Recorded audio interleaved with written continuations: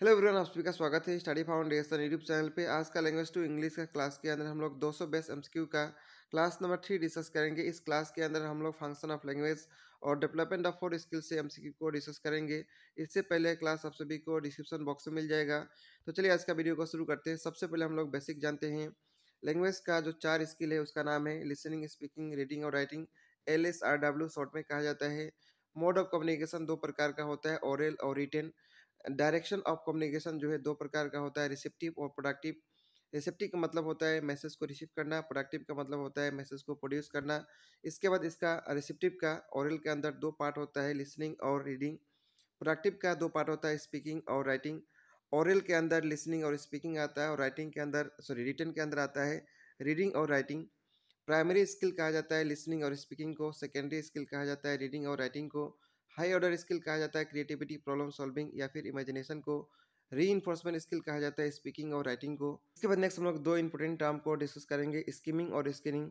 Skimming और skinning जो है रीडिंग का टेक्निक है। स्कीमिंग के अंदर हम लोग टेक्स्ट को क्विकली रीड करते हैं जनरल इन्फॉर्मेशन को पाने के लिए, और स्कैनिंग के अंदर हम लोग टेक्स्ट को क्विकली रीड करते हैं स्पेसिफिक इन्फॉर्मेशन को पाने के लिए।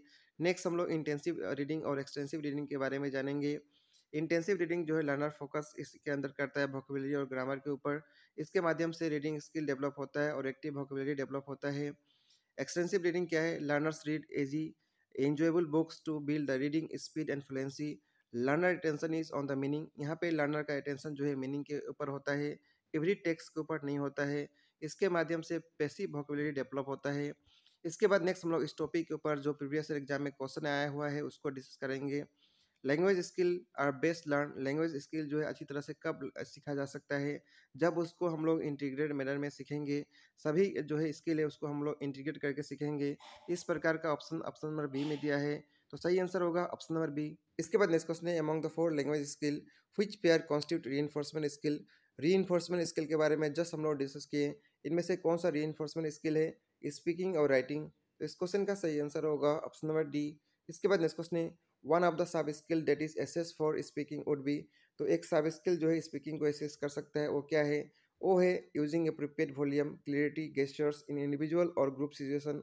ऑप्शन नंबर बी में जो दिया है ये सही है, तो सही आंसर होगा ऑप्शन नंबर बी।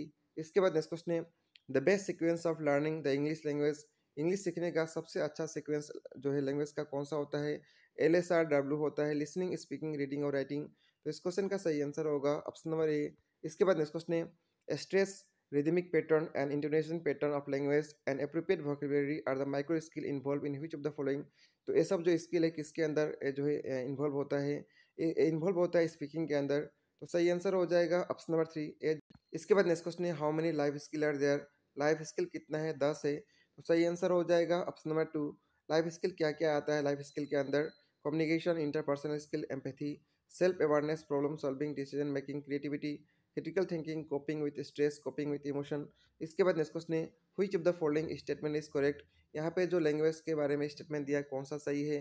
LSRW इस प्रकार का लैंग्वेज का जो सीक्वेंस होता है, इस प्रकार का ऑप्शन ऑप्शन नंबर सी में दिया है, listening, speaking, mass preside, reading and writing. तो सही आंसर होगा ऑप्शन नंबर सी। इसके बाद नेक्स्ट क्वेश्चन है, which is not considered as important language skill. इनमें से कौन सा इंपॉर्टेंट लैंग्वेज स्किल नहीं है? रीडिंग, राइटिंग, लिसनिंग है। वाचिंग जो है कोई इंपॉर्टेंट स्किल नहीं होता लैंग्वेज का, तो सही आंसर होगा ऑप्शन नंबर 4। इसके बाद नेक्स्ट क्वेश्चन है, student need to brainstorm ideas, organise, draft, edit and revise their work is a process which reflect. इसके अंदर क्या रिफ्लेक्ट हो रहा है? राइटिंग स्किल जो है रिफ्लेक्ट हो रहा है इसके अंदर, तो सही आंसर होगा ऑप्शन नंबर डी। इसके बाद नेक्स्ट क्वेश्चन है, reading for comprehension can be best achieve through. Reading for comprehension जो है किसके माध्यम से हम लोग अच्छी तरह से अचीव कर सकते हैं?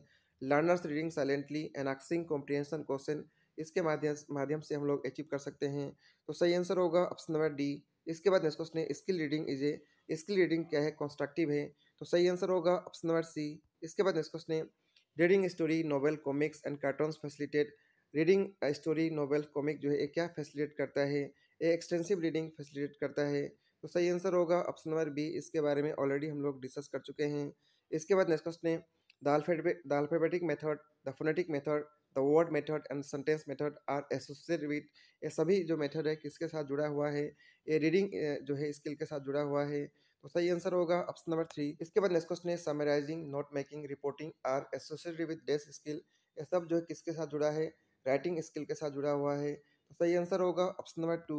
इसके बाद नेक्स्ट क्वेश्चन है, evolution of listening skill can not be done through, listening skill जो है किसके माध्यम से नहीं किया जा सकता है, ये जो है ability to understand the vocabulary, इसके माध्यम से नहीं किया जा सकता है, बाकी माध्यम से किया जा सकता है।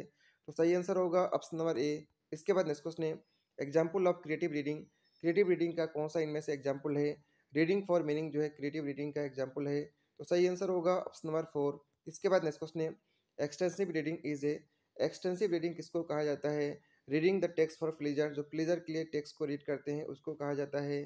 तो सही आंसर होगा ऑप्शन नंबर सी।